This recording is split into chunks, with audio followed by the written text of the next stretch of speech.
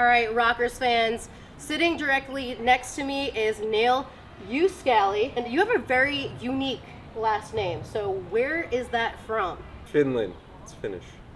And you said that in Finland, you actually have a different way of saying it. How do you say it? In Finland, they pronounce it Uskali, but I pronounce it Uskali. Yeah. I like it, I like it. You're actually from the state of California. What town? And can you give me a childhood memory from growing up in the state of California? Yeah, so I'm from Westlake Village, California. Our high school baseball-wise is known for producing Christian Yelich. He was a first rounder. He's with the Brewers right now. He's pretty good. Childhood memory is a lot of sports. Just growing up in Westlake, I played Pop Warner all through. We had a really good Pop Warner program. My dad was actually very involved with that. Played some baseball too, and then stopped playing baseball when I got into high school and started focusing on football only. I played some quarterback for the high school. So you had a good stint, it sounds like, with the sport of football. As a quarterback. You have the natural build of a quarterback, and I guess as a pitcher. So how did you transition from the sport of football into playing baseball? For sure. So, like I was saying earlier, I played pony baseball and football every year until the age I was 13. I started focusing on football only. I had a love for being a quarterback and running an offense and trying to throw dimes all over the field a little bit. So I stopped playing baseball going into high school and was just focusing on football only. We had a pretty good football program with Westlake. My junior season, we ended up going to the state championship. We were 13-0. We ended up playing De La Salle, who is a very historic program, high school-wise. And they ended up kicking our butts 30-0. But hey, we played in the open division, and it was a pretty cool experience. So I like how you went from, as you mentioned, kind of running the offense as a quarterback. Now you are obviously a starting pitcher. Is there a certain reason why you decided to pick that position? I stopped playing my senior year of high school. By that time, I kind of just fell out of love with the sport of football. I had some political issues, and just like any athlete dealing with high school politics, you know, it just fell out of love with the game of football. And like I was saying earlier, I played some baseball growing up and was always a pitcher, could always throw strikes, was a super late bloomer. I didn't start gaining velocity until like I was 17 years old when I ended up hitting my spurt. At that point, I stopped playing football. Funny story, I just tried out for my high school baseball team. Showed up, all the baseball players, because I was saying earlier, pretty good football team we got, so everybody in the high school was watching our football game. So they knew who I was, and they're like, all right, we got the quarterback on our baseball team this year. Let's see what he got. I ended up throwing 3 innings for a 500 baseball team, had a really good slider, had no idea how to pitch. That's pretty much my high school experience. So that's how it started. That was started. And then you ended up going to college in Hawaii. Let's discuss that. Yeah, so before college in Hawaii, I went to a junior college where I redshirted and spent 2 seasons with them. I went to Cuesta Community College up in San Luis Obispo. I have nothing but great things to say about that place. Absolutely beautiful place. You guys should definitely go check that place out. Long story short, I didn't really get on the field even in junior college until my redshirt sophomore year. That summer, I ended up getting some innings for the first time in my baseball career and came back, and our number 3 for our junior college team ended up going down, breaking his hand in the first game. And I get called in the office and say, hey, you're gonna fill this spot, so don't mess it up. That was your one shot. That was my one shot, but I took it and ran with it. Ended up winning Conference Pitcher of the Year through 78 innings, 82 punchies, 7 walks, sub 2.5 ERA, and that's when I ended up getting the call from Hawaii. And I was absolutely stoked about that because I wasn't supposed to go play Division I baseball. I wasn't, and it proved a lot of people wrong, which is pretty cool. So. And while you spent your time in Hawaii, the state is absolutely beautiful. I myself have been there before. What did you enjoy doing on your downtime? So if you've never been to Hawaii, everybody's rolling around on mopeds. So our whole team, we all bought our mopeds for the year, where we'd go up to the North Shore, which is like a 35-minute moped ride, check out some beaches, but other than that, I mean, it's a lot of baseball. I mean, the whole college experience, you're in the weight room, it's 6:30 in the morning, and then you got your class, and then you got your practice, and then you go home, you got to study, you got to write your papers, and then you go to sleep, and then on weekends, you're playing games, and then you don't get home until 10 p.m. and then you got to go get some sleep and do it all over again. So as far as like going out, and yeah, we had a little bit of fun over there. Mostly baseball.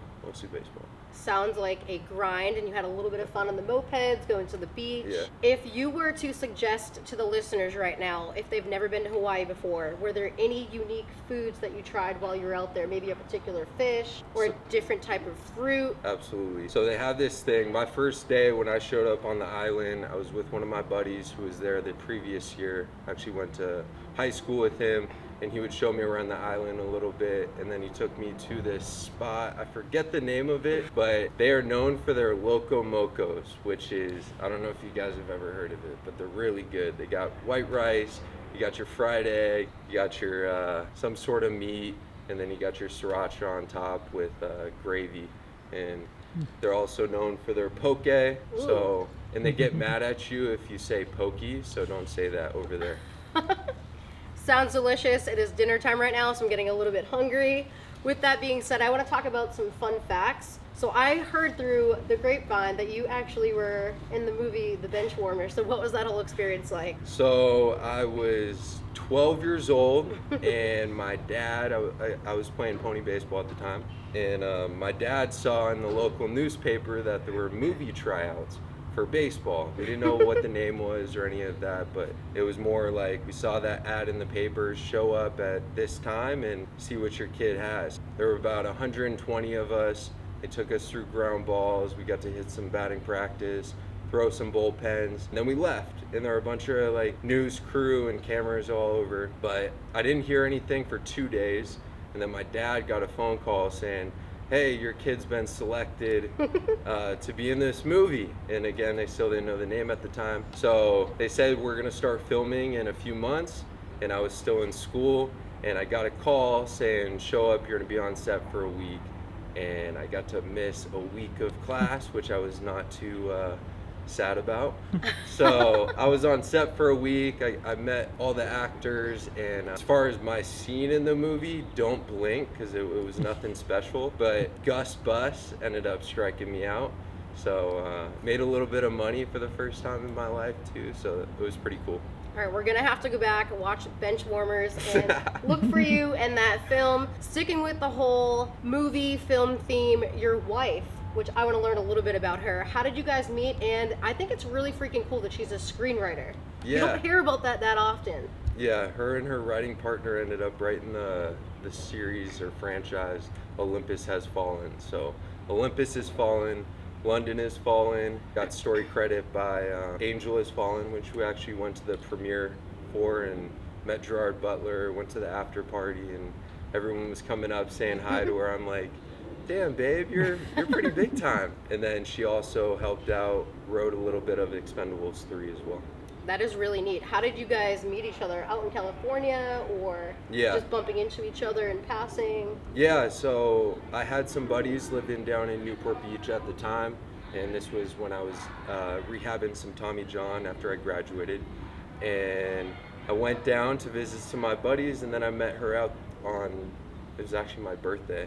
Very so cool. We ended up hitting it off, and I know she's watching this right now. I love you, babe. That's pretty much the extent of our meeting story. Awesome. Well, thank you so much for sharing that about your wife and how you guys met. Sticking with the film and movie theme as we start to wrap up, and of course, stay with us, guys. We are going to be talking about the Highpoint Rockers. If you could be in any movie, what would it be and why, and what would your character be? That's a tough question. It is. I mean, because you gotta kind of go macho and think like Sylvester Stallone and like Rambo or something, but I don't have the physique for that, so I won't say that. Man, that's a tough question. Like, would you be an action hero? Would you be like the funny guy? Would you be the bad guy? Be the bad guy. Okay, Grow out the he's beard the bad a little guy. bit, maybe put me in a little like looking tough role and see where it goes from there. Thank you for sharing that. And we have to talk obviously about the Highpoint Rockers. You were with us last season, you're with us now. Yeah. Starting pitcher, obviously we are doing very well this season. Knock on wood, let's hope that momentum continues. How are you enjoying being back this season? It's so good to be here. It really is. I love this place so much. I'm happy to, again, like going back a little bit, like as far as my junior college days, and like I wasn't supposed to be pitching in the Atlantic League right now, and just constant hard work and just trying to get the most out of myself and just be the best pitcher that I can possibly be. And that's just working my tail off during off season, just grinding really hard. But when I ended up getting hooked up here with indie ball jobs and Bert last off season, and when I got the phone call to come be a starter last year, it was pretty cool. So being around you guys, Ryan behind the camera, I mean, picking your guys' brain every day is, I mean, it's special for sure, and I wouldn't want to be anywhere else. Final question. I know that you have talked throughout this whole podcast episode or with the Highpoint Rockers for their social media about the grind, working very hard, not knowing that you were going to be making it pro. Would you give any advice, or what advice would you give to a young listener that might be tuning in right now if they're thinking about becoming any type of professional athlete or screenwriter or have big dreams to do something, but they don't know if they can get there? What would you tell them? Keep going. Keep freaking going. Because you never know. You never know. Hard times only last so long. The tough people that stick around, and again, you just never know. So keep going, keep putting in the work, keep getting better, and just pray everything ends up falling into the right place. Awesome. Thank you, Neil, very much. I enjoyed having you on with me today. I appreciate it. Thanks, Brittany.